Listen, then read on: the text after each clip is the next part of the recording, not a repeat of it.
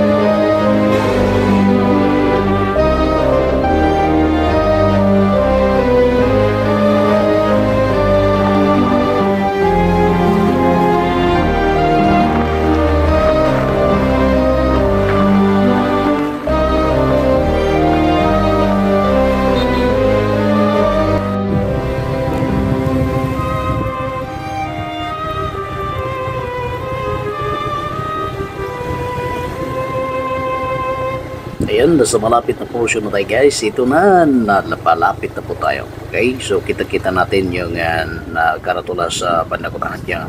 Pagpantay, palahaan. Ibig sabihin, mag-ingat kasi bahain. Mag-ingat, bahain na lugar ito. Ayan guys, so kung makikita ninyo yung spillway na yan. Puno na tubig. Ayan, punong-puno na tubig dahil malalaman natin kung ano ang dahilan. Pagdating natin doon sa dulo, tatanong tayo sa mga iilan na nandirito.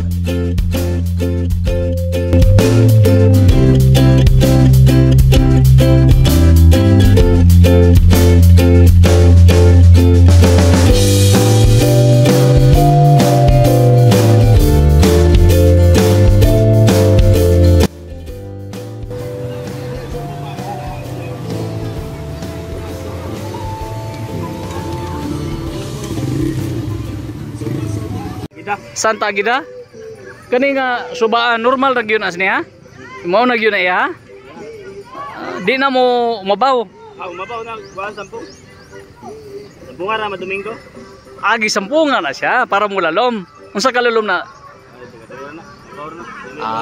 okay ra pero sige ano gidayo sa mga tao thank you kayo okay.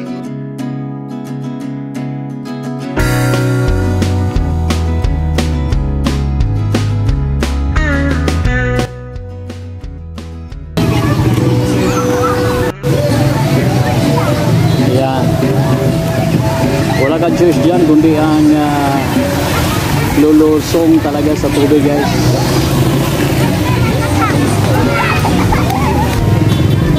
Muna ang area, lagiran lang.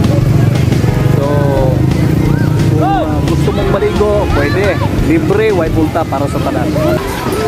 Part sa Santa Agueda na sa lungsod sa Pamplona.